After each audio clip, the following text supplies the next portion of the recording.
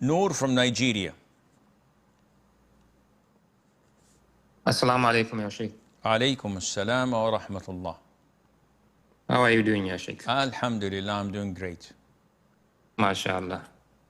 So, Ya Sheikh, my question is, I heard someone saying that so the entire lineage of the Prophet, there was no idol worshippers. So he said in Surah Maryam, where Prophet Abraham was saying, Ya Abati, he was speaking to his father that it wasn't actually his father, it was his uncle he was addressing. So is this you, Ya Sheikh? Can you please address it? Jazakallah khairan. I don't know of anyone claiming that the predecessors of the Prophet ﷺ had never worshipped idols. His grandfather worshipped idols. His father worshipped idols. So I don't know where this friend of yours got this piece of information, which is definitely not true. And this is the biggest problem that people have nowadays when they seek knowledge from ChatGPT or from Google, not knowing that Islamic knowledge is not learnt from such unreliable sources. What you may have heard was the lineage of the Prophet ﷺ, the predecessors of the Prophet ﷺ were never the result of adultery or fornication. So since the time or the beginning of time, all those who came, the forefathers of the Prophet ﷺ, were legitimately married, and none of them resulted in birth of wedlock.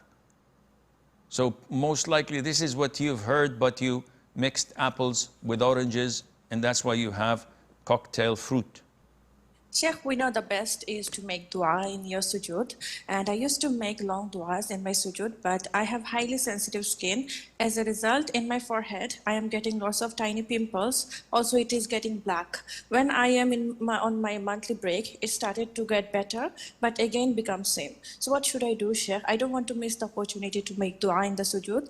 And also, I don't want this pimple to increase. Jazakallah khairan. Wa jazakum. It is not true that the only place for dua to be answered is while we are in sujood.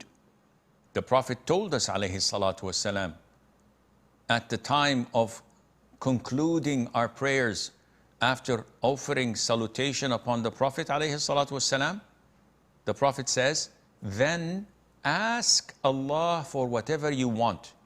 So from the salutation upon the Prophet alayhi salatu wasalam till the salam to conclude the prayer, in between you can make as much or as many du'as as you want, similar to what you used to do in sujood.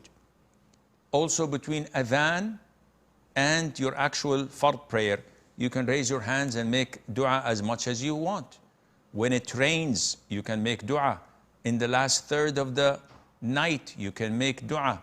When it is the last hour of a Friday before sunset, you can make dua. There are so many places where you can have this opportunity, insha'Allah.